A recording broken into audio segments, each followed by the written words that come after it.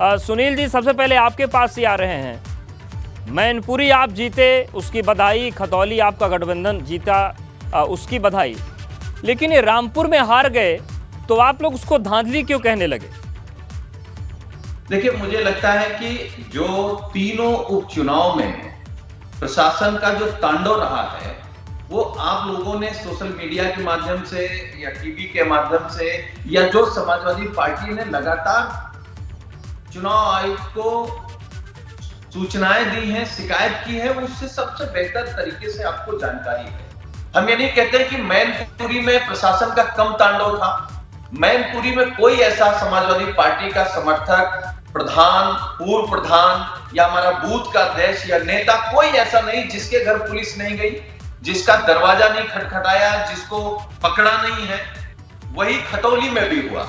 लेकिन रामपुर में तो सारे रिकॉर्ड तोड़ गए। रामपुर की जीत की बधाई आप बीजेपी को मत दे दीजिएगा। आपको अगर बधाई देना है तो वहां के डीएम को दे दीजिए।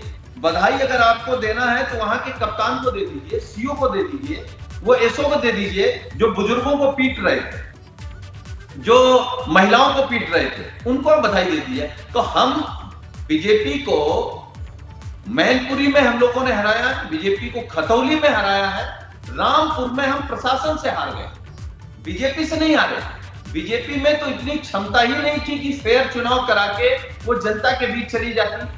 वो तो पुलिस की लाठी से चुनाव लड़ रहे थे, तो पुलिस की लाठी से चुनाव हम हार गए, इसको हम स्वीकार। लेकिन साजन जी, सवाल ये उठता है कि अगर मैनपुरी और खतौली की जनता पर प्रशासनिक दमन का असर नहीं पड़ा तो क्या रामपुर की जनता के मन और मानस को कमजोर आप मान रहे हैं? क्या हो गया वहां पर ऐसा कि आप लोग का फोकस मैनपुरी पर इतना हुआ कि रामपुर संभाल नहीं पाए?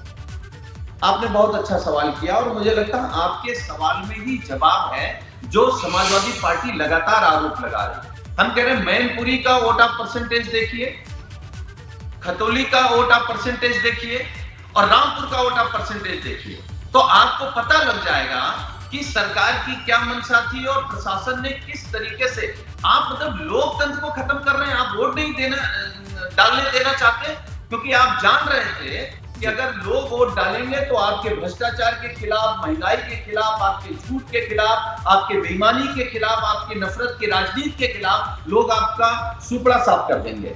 और भाजपा वहां हारी है, मैं फिर कह रहा हूं, वहां तो प्रशासन जीता है। ठीक है। हाँ। अशोक पांडे जी, बिल्कुल अशोक पांडे जी, ये बताइए कि जो सुनील साजन जी कह रहे हैं, तो रामपुर की जीत की बधाई आपको दें या फिर जिनके जिंदाबाद के नारे लगे थे उनको दें?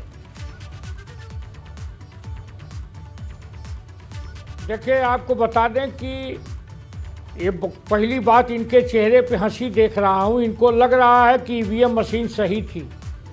वरना हम जहाँ जीतते थे ईवीएम मशीन से छेड़छाड़ होती थी, ये जहाँ जीतते थे लोकतंत्र की विजय होती थी, हम जहाँ जीते लोकतंत्र की हत्या। हंसी आती है। रामपुर में जिस तरह से वो पसमानदा मुसलमानों का सम्मेलन हमने किया, मुस्लिम भाइयों को जिस तरह से आजम खान पार्टी ने, परिवार ने धोखा दिया, उनका वोट लेके उनकी किसान, अपने ही संप्रदाय के लोगों की, गरीब किसानों की ज़मीन कब्जा करके जिस तरह से अनर्गल लाभ कर रहे थे, जिस तरह से रामपुर में एक परिवार का राज्य चल रहा था, वहाँ की जनता ने उन्हें दंड देने का काम किया है।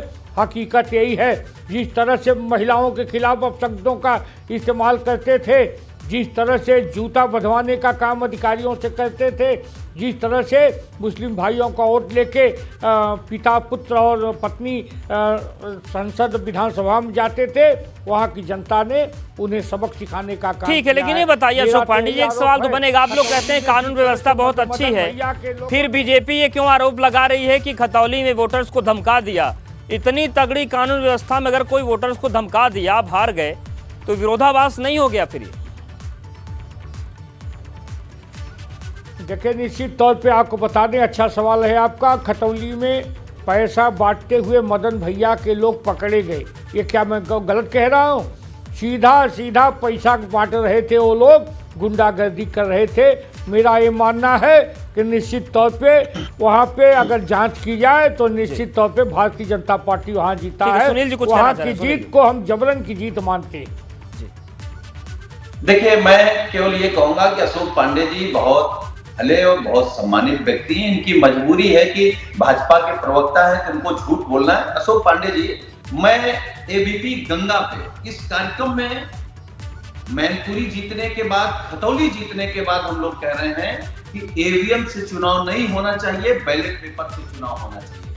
हमने कहीं नहीं कहा कि ईवीएम के हम खिलाफ नहीं हैं। एक दूसरी बात, आपने कहा कि गठबंधन के लोग शराब बांट रहे थे। समाजवादी पार्टी ने प्रमाण के साथ कहा है कि मंत्री आपके सीओ, एसओ, एडिशनल, अरे साजन भाई पकड़े गए कुछ लोग, उस पर तो मदन भैया के लोग पैसा बांटते पकड़े गए। कमाल की बात आप कह रहे हैं कि चोर के घर चोरी हो गई। गुंडों की सरकार में कोई गुंडाई कर सकता है? ऐसा संभव नहीं है। लेकिन अगर आप कानून व्यवस्था खराब करेंगे, आप पैसा बांटते पकड़े गए, तो जो लोकतंत्र को खत्म करने की चुनाव कोशिश आयोग ने करेगा, पकड़ा पैसा उसकी कमर बांटते समाजवादी पार्टी के लोग जरूर तोड़ेंगे। लोक दल के लोगों को हम कह रहे हैं लोकतंत्र को जो खत्म करने की कोशिश करेगा उसकी कमर जरूर तोड़ी जाएगी। हम एबीपी गंगा में कह रहे हैं, आपके कार्यक्रम में कह रहे हैं। इसलिए लोकतंत्र से खिलवाड़ मत करिएगा, लोकतंत्र को कमजोर करने की कोशिश मत करिएगा। ठीक है, आप दोनों के पास आएंगे।